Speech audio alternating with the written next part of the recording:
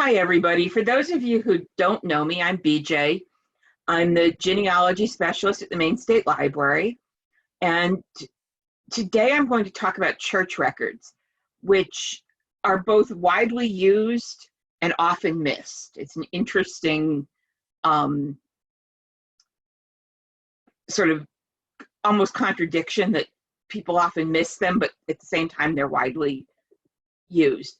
So I'm going to start sharing the screen because what I'm going to do today is I have a PowerPoint, and then I'm going to do some live action showing you what's going on. So you should have my PowerPoint now. Is that what you have on the screen? Good. I figure it's always better to check. So a couple things to keep in mind. In a lot of cases, you'll have a place name where you'll have a parish, and then either the town or the county, depending on where you are, whether you're in England, Ireland, or in New England. Early records may be in Latin, especially a lot of Catholic Church records were in Latin up until fairly recently. Older handwriting is in something called secretary hand, which can be very hard for modern readers to read. And then these last two I should have taken off. But that's, some of the money will be in pound shillings and pence or guineas, because what's now the US, those were the monetary amounts that were used until actually several years after the US Revolution. It was actually in the 1790s that the dollar became the official currency of the US. So church records, what are you going to find? Instead of births, marriages, and deaths, you're mostly going to find baptisms, marriage bans or intentions, depending on where you are. It's the same thing, just a different name, and burials. Or in Scotland, and I'll talk about this later, you get mortcloth rentals and layer records, which, as I said, we'll get back to it. This is actually a picture of a church in Scotland. I'm not going to talk about gravestones and monumental inscriptions. There's not time today, but that's another, the burial records are part of the death records, but the records for the gravestones is separate, so I'm not going to really talk about it. One of the other things to realize is that for a lot of the time period we're covering, we're dealing with established churches. So in England, the established church is the Church of England from around 1600 on. It's also the established church. It's called the Church of Ireland, but it's part of the Anglican Communion, and their records were considered state records. And so when it was disestablished in the 1870s or 80s, those records from the parishes were sent to Dublin, which means that when there was the fire in the Four Courts during the Irish Revolution in 1922, a lot of the Church of Ireland records burned. In Scotland, the established church is this Church of Scotland, which is Presbyterian rather than Anglican. So you have the interesting issue where Queen Elizabeth, when she's in England, is the head of the Church of England, and when she's in Scotland, she's the head of the Church of Scotland. So Massachusetts, including Maine up until 1820, had an established church that was tax supported until 1833. So early records for Massachusetts often are in the Congregational Church, which was the legally established church. In Germany, some parts of the country were Catholic and some were Lutheran.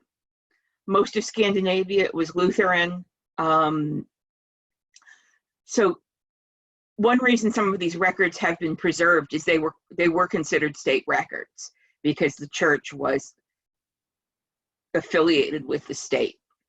But just some background to keep in mind. So in England, And a lot of the congregational record keeping that we deal with here in New England is based on this same idea, that you have a parish that is essentially the same limits as the town. Nonconformist was anybody not part of the established church. So it's going to be Methodists, Baptists, Quakers, Jews. In Scotland, it would be Anglicans. In England, it would be Presbyterians. In England, from fairly early on, and especially from 1753 on until 1837, unless you were a Quaker or a Jew, you had to register your marriage with the local Anglican parish, whether you were Anglican or not. The Jews and Quakers were the only ones exempt from having their marriages required to be in the Church of England. So even if your ancestors were Methodist or some other religion, or your patron's ancestors in England, you may well find them in the Church of England records. Similarly, in Scotland, I have found death records for Catholic ancestors in the church, the local parish register, because there was no civil registration at the time. And so the local registrar for the Church of Scotland essentially served as the registrar. Here in New England, a lot of the early church records have been published as part of the town vital records. So in Massachusetts, when they published the civil records in the tan books 100 years ago, they looked at not only the town records, but the church records, the gravestone records, newspaper records, private family Bibles. So to a great extent, people who rely on those tan books are not really looking at the source, they're just taking them out of the published records, which can be a problem because there is often more information in the church record. So as I said, you get baptisms, banns, and burials. There's also this category in the Church of England, it's parish chest records, and in Scotland, it's kirk session records. And there isn't the equivalent in New England, and I'll get to that, okay? Basically, those are the records of the running of the church and the parish that aren't the baptism, bans, and burials. So it's when people got in trouble for fornication, when they needed help before there were poor laws, anything like that is going to show up in that kind of non-life event records. So let's take a look at a baptism record. Now this is early enough. This is written in secretary hand, okay? And it's kind of hard to read. Fortunately, I looked for this at Ancestry, and so I was looking for Isabel Leroy, and I was able to pick out the Leroy pretty easily and find the exact record. But it's going to take, and there are guides to this, and some of you went to my Reading Old Handwriting session that I did. These can be hard to read. Spelling is even more chaotic than we think of in like early 19th century writing. But this is what an early record would be like. And basically they mostly, for the baptisms, you have the child's name and the father's name and the date of baptism. Here's one from a little later, and you get the mother's name as well. You get this one, this column is actually their residence. HUD is actually Huddersfield, and they often abbreviated the name of the parish. And the longer it was, the more likely it is to get abbreviated, because if you're writing everything by hand, And by this point, you're also getting the father's occupation, which can help with distinguishing one man with the same name from another. You'll notice here that in this case, it says spinster, and then it says reputed of George Field and Mary Broadhead. So this is someone where the parents weren't married. And in England, that child would always be considered illegitimate. In Scotland, if the parents later married and there had not been an impediment to their marriage at the time the child was born, that they were both single and one wasn't married to somebody else, children were later automatically legitimated if their parents married. Here's another baptismal record, again, written. This is not quite secretary hand, it's a little more legible. I picked this one because of this. Alice Harrison had a son christened named John, base begotten by one Edmund Brooke, and then more about him. So they were pretty blunt about children who were born when their parents weren't married. I've seen comments where it says the child was born in uncleanness. If it says natural rather than lawful, that's a sign the parents weren't married. Here's another one. This is a transcription of the bishop's transcripts. What happened was at the end of the year, the priest was supposed to copy what had happened for that year and send a copy to the bishop's office. And so this is the established Church of England. And here you have a woman who, there's a little commentary, as I'm sure you can see, that she's both a vagrant and a whore, which, is there for all time. So I'm assuming that means that she was not married at the time of this child's birth, since there's no father listed. And you'll see the next one, this has two nice things. The next one is actually twins, where you get a son and a daughter. But the bishop's, there are cases where you get both the bishop's transcript and the original. For this parish, you've only got the bishop's transcripts. The original parish register doesn't survive. And so if they both survive, if a patron finds a bishop's transcript, it's worth looking to see if there is the parish register, because often they did a summary to send to the bishop, and there might be more with a farm name or an occupation in the local register. Here's one where the minister very nicely added what number child it was for the couple. So we have a third child, a second child, and a third child. As you can see where I've put the purple lines. So that's helpful in terms of knowing, were there previous children? Well, in these cases, I would assume so. Here's another one. Again, you get, looking at the first one, you have John Hamilton in the militia, so that's his occupation. And it says, and Christian Ramsey, SP for spouse, and then ASN, a son named William. So you'll find that there are abbreviations in these because they were all handwritten.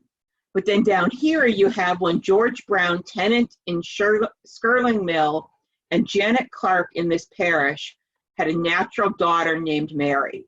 In other words, they were not married, natural as opposed to lawful.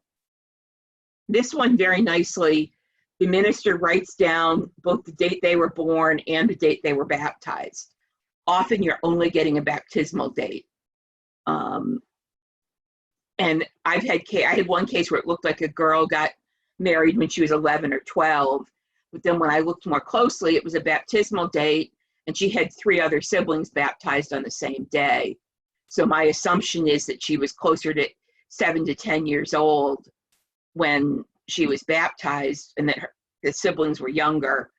And it was actually, she and three of the 4 children were from the first marriage, and the 4th child baptized on the same day was from the wife's second marriage, or the mother's second marriage.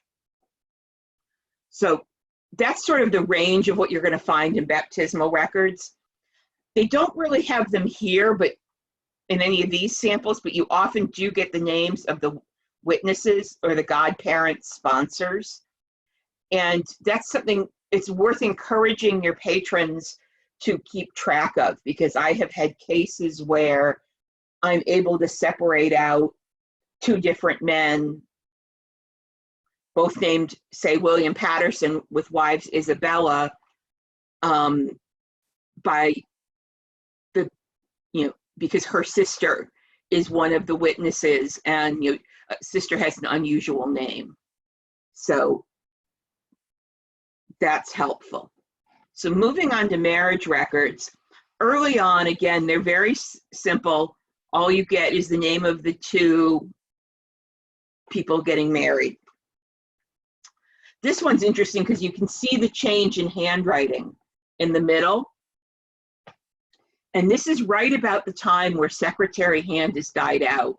And so you can see that the top entries were written by somebody trained in secretary hand. Well, the bottom ones are written by somebody moving more towards modern handwriting. So that's one reason I pulled this one. So, okay, couple questions. Let me look at those. Rules about when a child should be baptized. Generally, it's fairly soon. Some of it depends on location. My shepherd ancestors who lived in the middle of nowhere were likely to take longer to have a child baptized, especially if the child was born in the winter, than those who lived in a town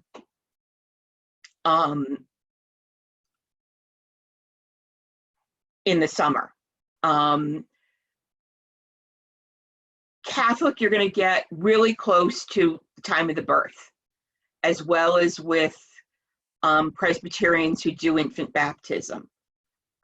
Anglicans, it's usually closer, I would guess it's usually closer to a week to 3 months. So there's some variation. Congregationalists in New England, it was generally within a Sunday or 2 of when the child was born, unless the child was really sickly, and then they do it faster. Okay, banns are the intention of marriage, and they were read 3 times in public before a couple was allowed to be married. And that tradition carried over into New England, although in the civil record, they're called intentions, where it's essentially the equivalent of a marriage license today, where you've gone in to the priest and said you want to get married, or the minister, and said, we want to get married, and he announces it publicly to make sure that there isn't any prior, that you don't have one of the parties already married to somebody else. So that's those 2 questions.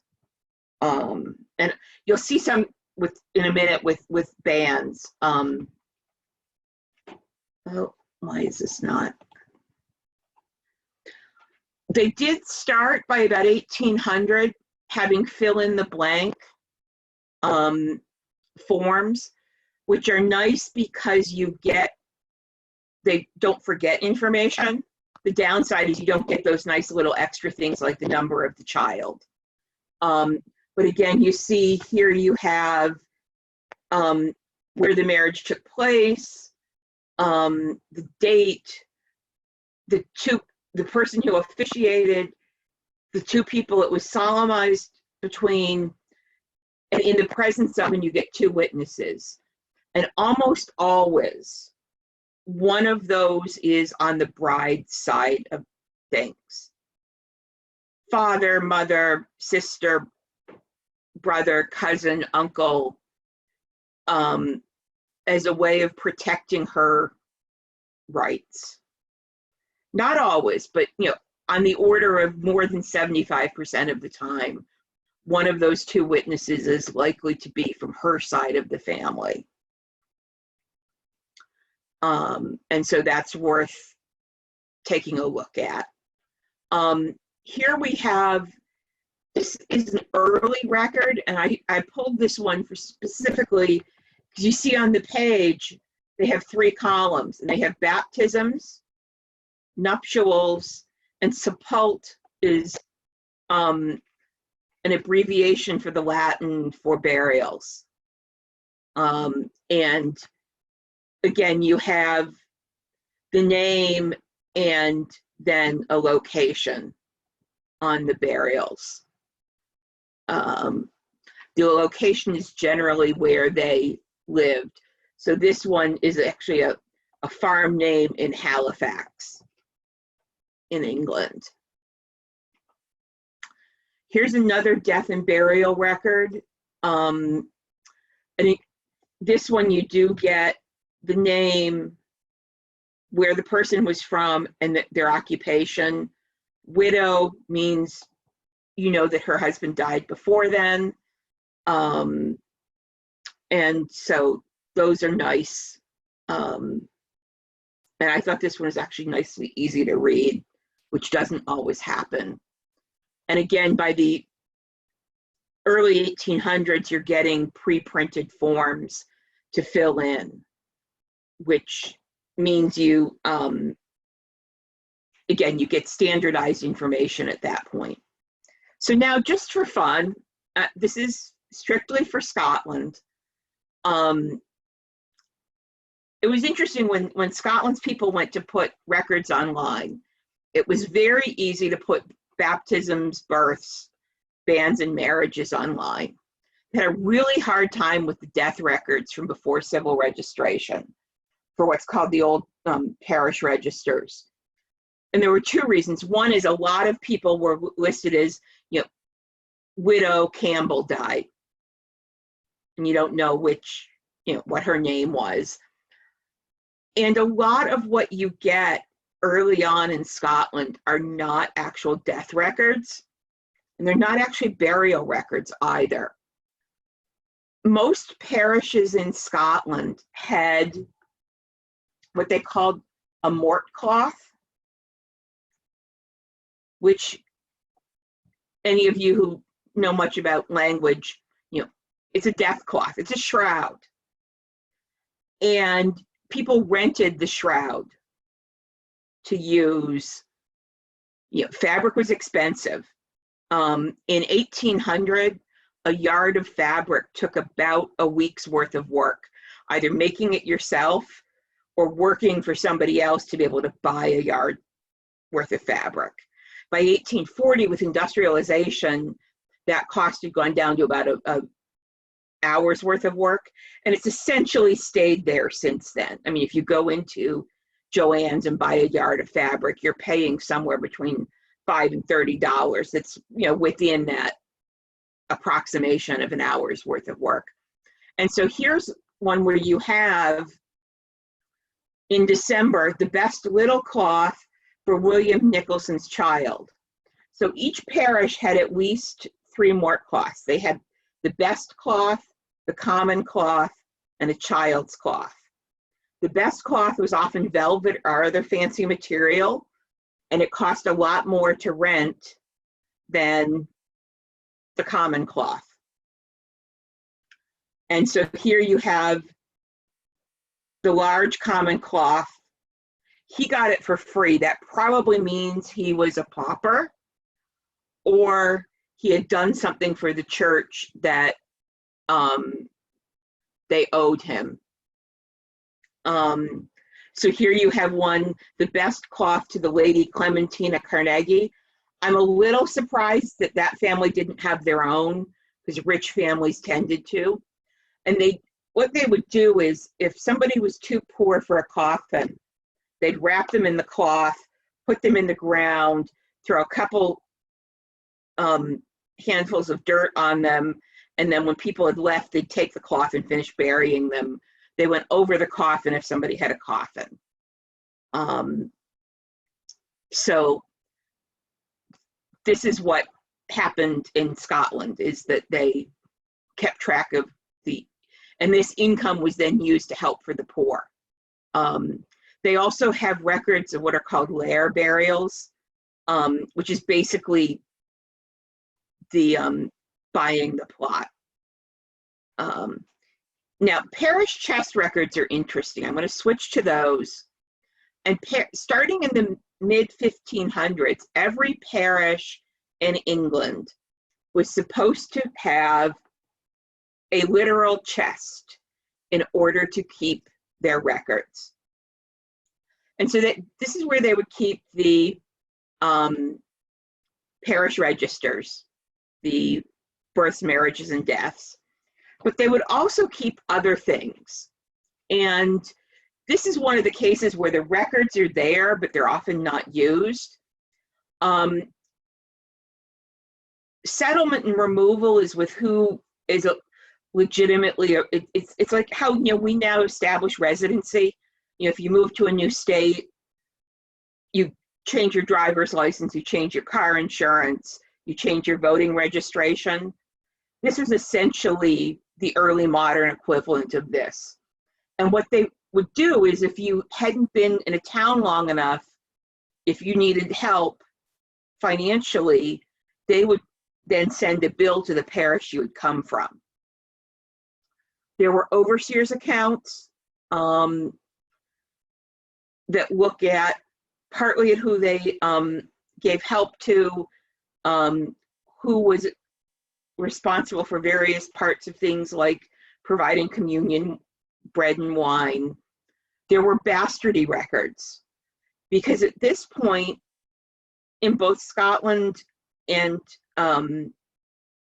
England, and to some extent here in New England, the church was responsible for poor relief, which means that if a child was born when the parents weren't married, the church really wanted to find out who the father was and charge him for the child.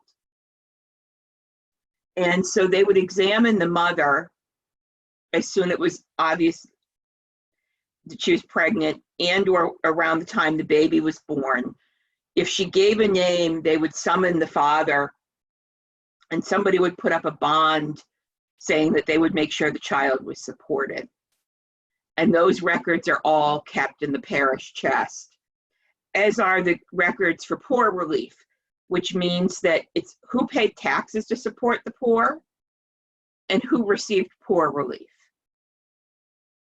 And so if you have something, I've had one case where I was working and it wasn't clear whether there were one or two men of the same name in the parish, but in 1 year, over 2 or 3 years, there was one man who was paying poor relief taxes, and over the same period, a man with the same name was given poor relief.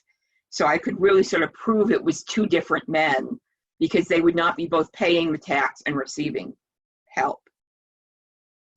And so you get records in these. Some of them, here's one for a parish record where you get the collection box money, where they're getting 1 shilling and 6 pence or 1 shilling and 3 pence a week. You get baptismal records. This one has a mort cloth record. So you get things jumbled together. Here's one where this person moved into this parish. And so it says, is lately come into the said town, endeavoring to settle there, and that they, meaning the family, are likely to become chargeable or to need poor relief.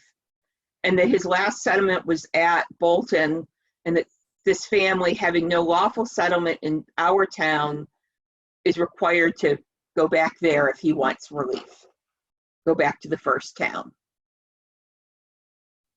And again, this is from the late 1700s.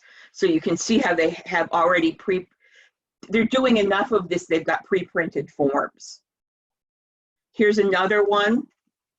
This is a bastardy examination. And so it says, on this date, she was delivered of a male bastard child within the township of Bolton aforesaid, which said child is now living and become chargeable to the township. And that this examinant, the mother, charges William Day with having had several times carnal knowledge of her body and to beget her with child of the said male bastard child, which she was delivered as aforesaid, and that he is the only true and natural father of the same child. And so after this, they would question the father and go on from there. Which, this is really helpful if you have an ancestor whose parents weren't married. Some of these, I've seen cases where there's like 10 pages of testimony from different people saying, yes, they knew each other, and the father denied it, but then, other people had seen them together, and so on. You also get indentures.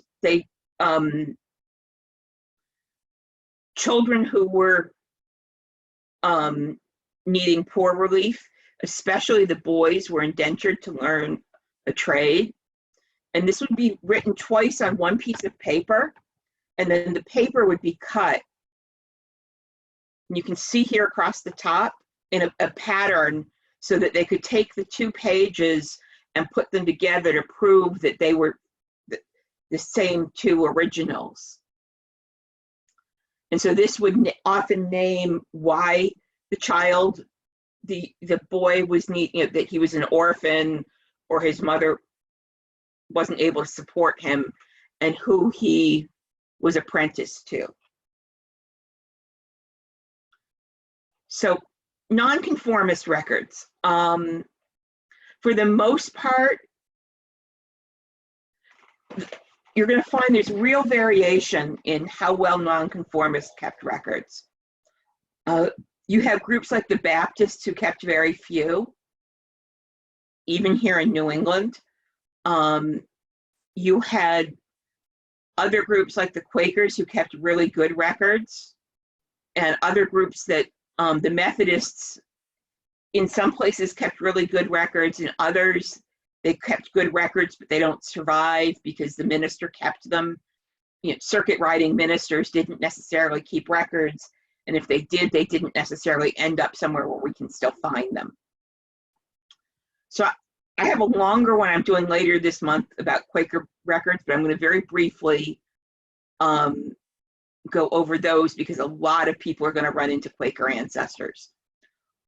Quakers did not do water baptism, and so they do indeed record births rather than baptisms.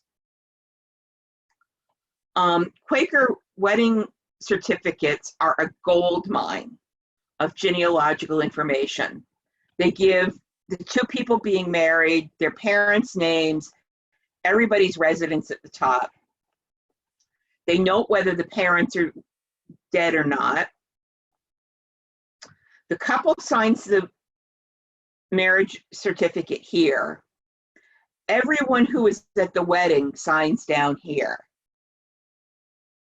This column on the right is going to be the closest relatives of the bride and groom. And then any other columns are going to be friends or more distant relatives.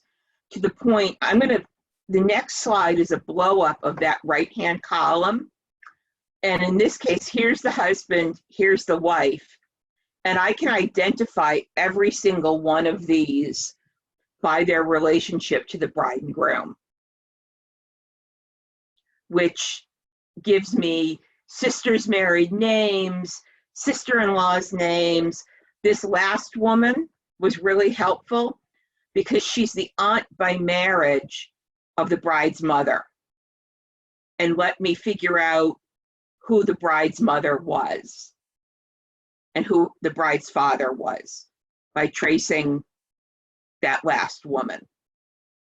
So Quaker marriage records are a gold mine. So they're worth hunting down. And the death records give the name of the person who died, father or husband, father for children, husband for women, occupation for men, date of the death, and often where they were buried. One thing to note is, in addition to not baptizing anybody with water, they used what was called plain language. So they did not use the names of the days of the week or the months of the year because they were derived from non-Christian gods. And I'll talk more about that in my Quaker records because it can cause some problems. Because sometimes you don't know what month they're talking about. And often you do get burial records as well as a death record. And in parts of England, you even get, this is the directions to the grave digger about digging a grave. And they do one of these with 2 parts.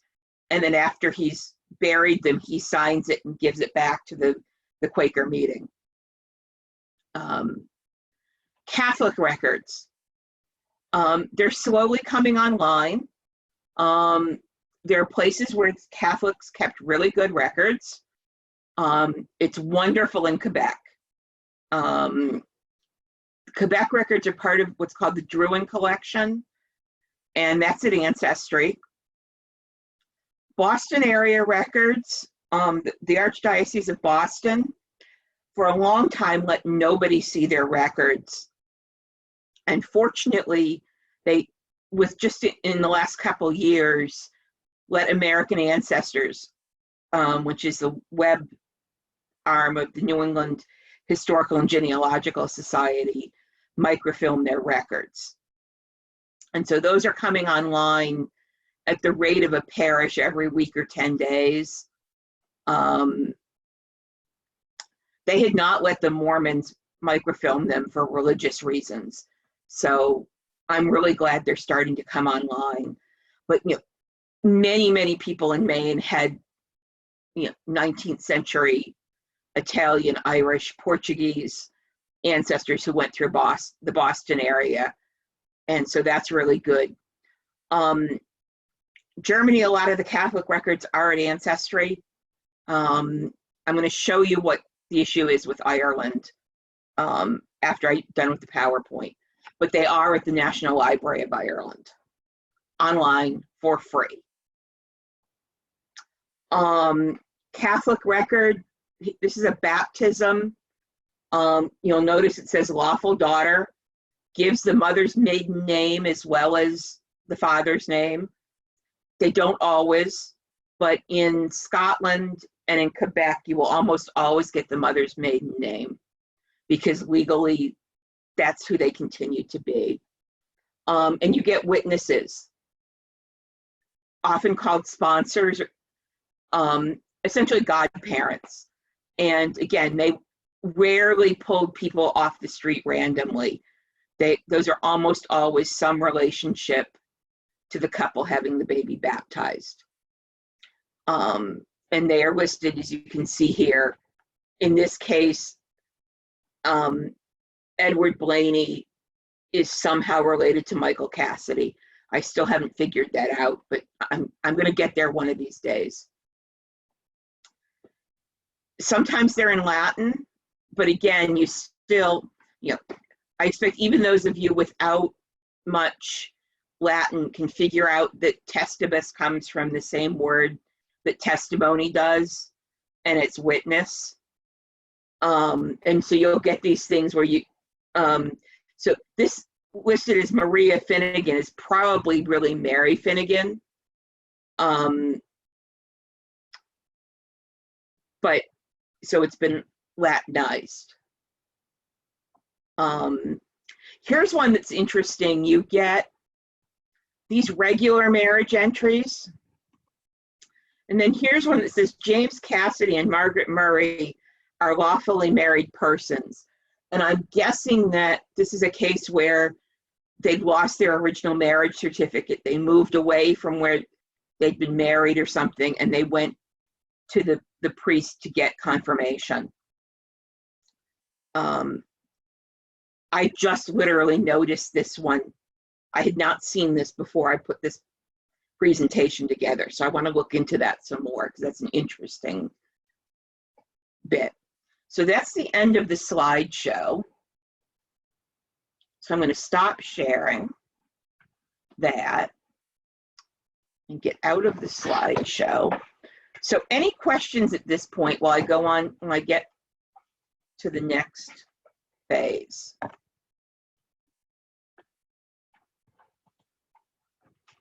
Any questions? Okay, so I'm going to share my screen again and go to, I think it's this one I want. Yeah. So you should have a page from the National Library of Ireland up. Is that what you guys have? Okay. So here's the thing. Almost all of the Catholic records for Ireland are online at the National Library of Ireland. They're not indexed. So you need to know the county and the parish and then search. Some organizations are beginning to index them, but it's not really well done yet. So, for example, I have ancestors, my McGee ancestors are from Donegal. So if we click there and go in far enough, you will get a map with the parishes. And then if you want to look at one of them, you click here, come on, double click, and then you click on the name of the parish. There we go. And it will tell you when the records exist. So they don't start until the 1870s for this parish, which is after most of the Irish immigrants to Boston happened. Not all of them, but and so if you back up, let's back up and choose, let's choose someone from County Cork.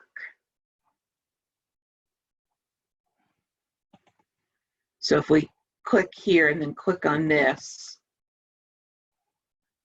you'll see these actually have some earlier ones. And they tell you how many images, some pages are missing. And they've got baptisms, marriages, later baptisms. And then they tell you these are places that may have more information. And in some cases, that's where you'll find the index. Or you may just find more information about who the priests were or the economic situation in the town. Links to Griffith's valuation, which is a tax record from the mid-1800s. So they're there, but they're not really user-friendly at the moment. I expect that will happen. Again, these came online 3 years ago, and before that, you literally had to go to Dublin to see them. And so this is a huge step in the right direction.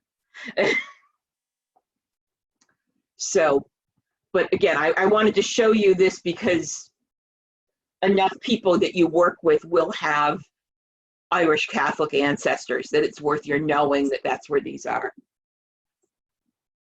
Now, let's take a look. Oh, looks like we've got a question. Let's take a look at that. Where did my chat screen is not coming up. So hold your question. Let me go through the New England ones, and then I'll come back to questions.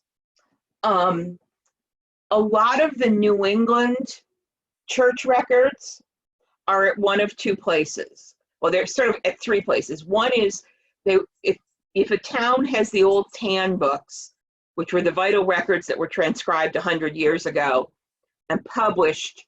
Those often have church records up to 1850. There are two other places online. One is the Congregational Library and Archives. They're putting their things online. And as you can see, you have various. So let's take a look at the Brunswick, Maine.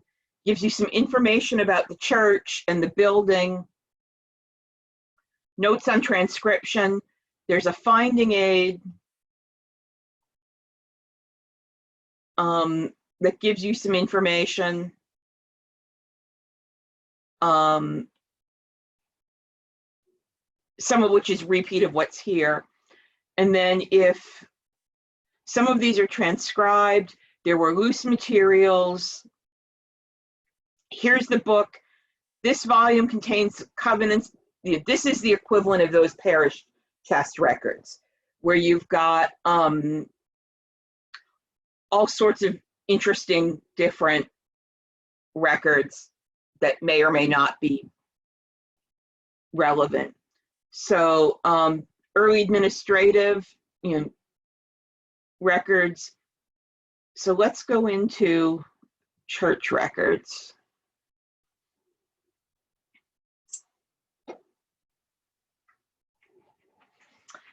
Oops, and again, somewhere, where was it?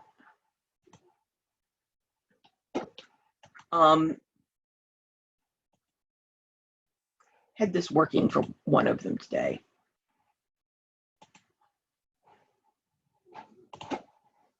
This worked earlier. There we go, there it is. And so you'll notice that they have scanned everything. And some of it's harder.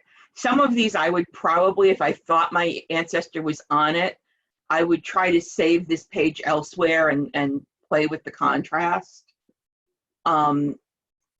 So there's that. And as you can see, they've got heavily Massachusetts, but some there's Dover, New Hampshire. And so that's, there's the Abyssinian Church in Portland, Maine is there. So they're working on, and here's the York, that's the other one I wanted to point out, because again, a lot of people went through York early on. So those are really helpful for that. The other place you find things is at Family Search, and I sign in.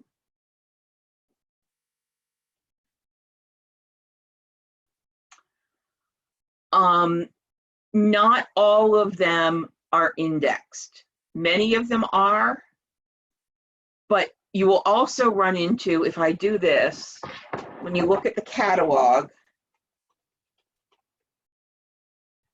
and we do here,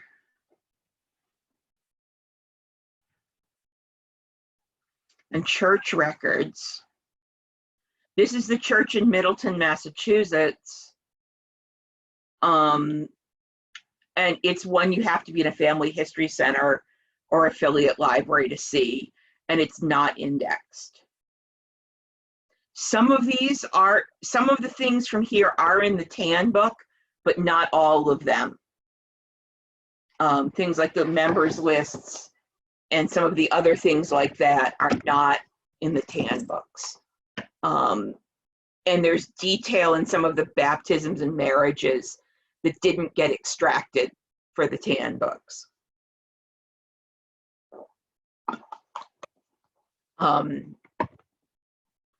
So, as I said, the Congregational Library.org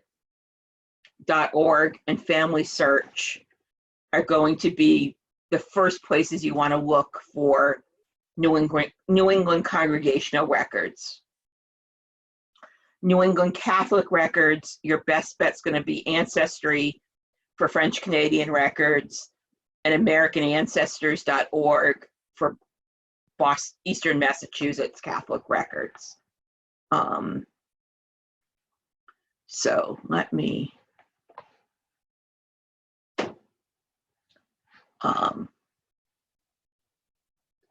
stop sharing my screen.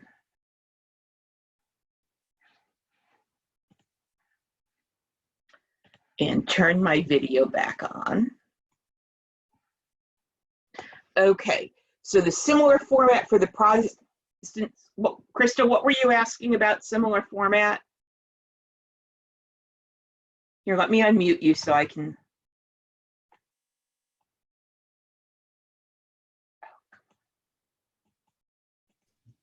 When you were showing the ones in Ireland for the Catholic churches, and then is there a similar? The Protestant records are interesting.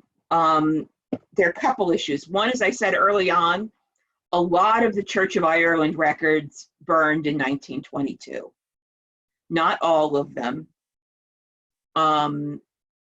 Presbyterian records are on microfilm and are mostly at the Public Record Office in Northern Ireland. There is a huge document. One of the things I'm planning to do this week is to set up a Dropbox so I can put all these slides and everything there. And one of the things I'll do, there's a, let me pull it up and I try to keep very little on my desktop, but this is one of the things I have 3 files that are linked from my desktop. And this is one of the 3. Let me share my screen.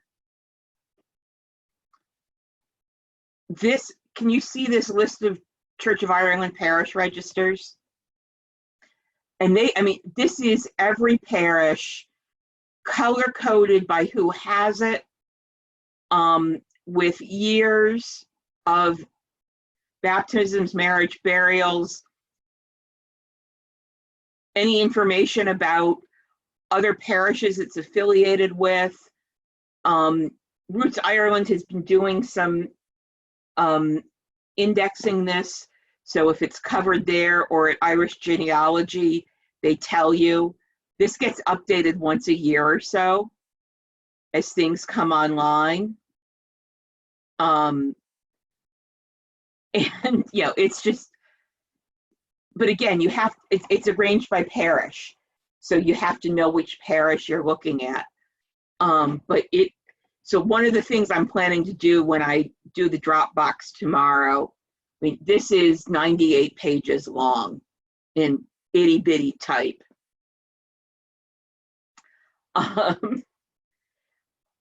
So it's a clue, but the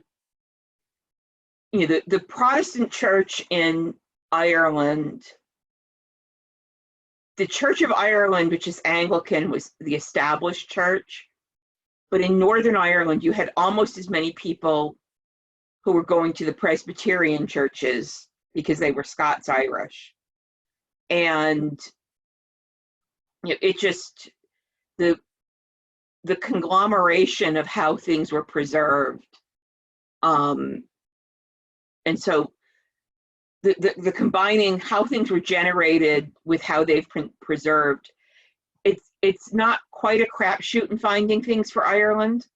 And let me tell you, the situation now is better than it's ever been for doing genealogy in Ireland by leaps and bounds. Even 3 to 5 years ago, I felt confident saying, if you go back to Ireland, you've hit a black hole before 1850-ish. But now you're getting to the point that you might actually have a chance of finding your ancestors in Ireland, or your patrons might. But a lot of it is for those of us helping people. This is where Google comes in, and doing things like Irish Parish Register Index and getting this document. And going from there.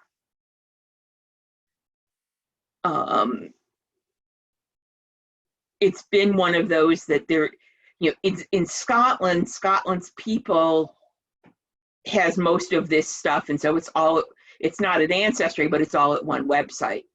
Both the Church of Scotland, which is Presbyterian, and the Catholic records are both at Scotland's people, and they're gradually getting the Break Off Free Church of Scotland stuff done as well. Although many of those records are still in the hands of the local parish. So you get this kind of thing where things have been coming on haphazardly, but it's better than not coming online at all. Does that answer your question? Okay. Other questions?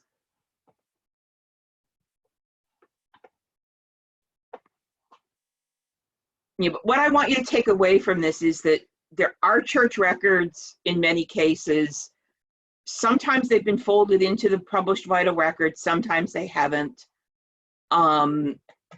Different groups did different things, and sometimes the most interesting stuff isn't just the straight births, marriages, and deaths.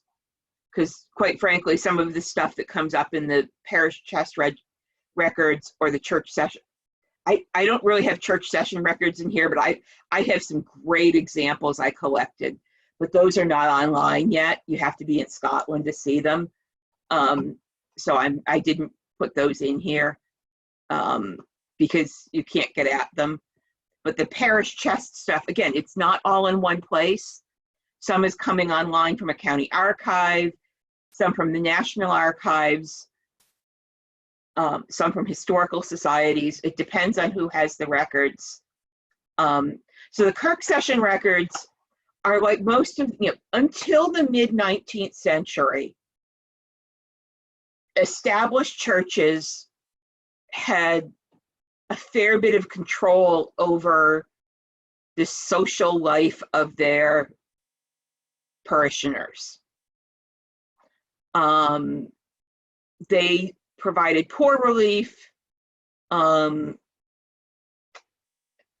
the big thing on all of these is, the catching people for fornication from a genealogical sense, finding out who the father of an illegitimate child is, because those are the things that, from a genealogical sense, matter. So the Kirk Session records, there are two different things you find. You find that, and as I think I've said before, Scotland has different laws than England. And Scotland traditionally had what was called both regular marriage and irregular marriage. And you could get married in the church as a regular marriage. But if you stood up in front of any witnesses and said you were married legally. Now, the church didn't like this. And if you did that, there was a good chance the church session record was going to call you up and ask you questions about it before you were allowed to take communion again. But you were still married legally. And so those show up. Those are the two things that I saw the most in those records. On the other hand, one of the great ones was my couple greats uncle was a free church minister, and he had a dispute with the congregation over his salary. And so there's about 10 pages worth of the dispute over the salary from the overseer's viewpoint. But with his comments recorded from when he talked to them. So that's what's in those.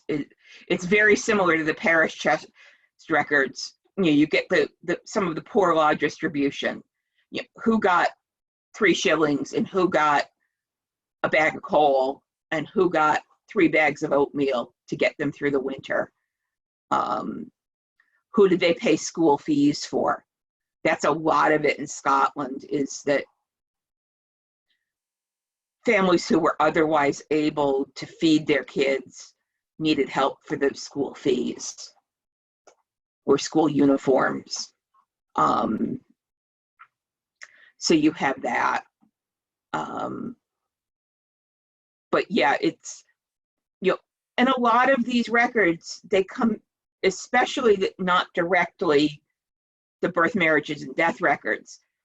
When you look at the other church records, it comes back to money. What money did they take in? What money did they give out? And how did they keep from having to give out more money? Was somebody settled here who's the father of this illegitimate baby? You know, which man can we charge to pay for this child? This family moved here a year ago and they need help. How can we send them back to their previous parish to pay for their help? Yeah. Does that make sense to everybody, that that's the kind of records that get kept?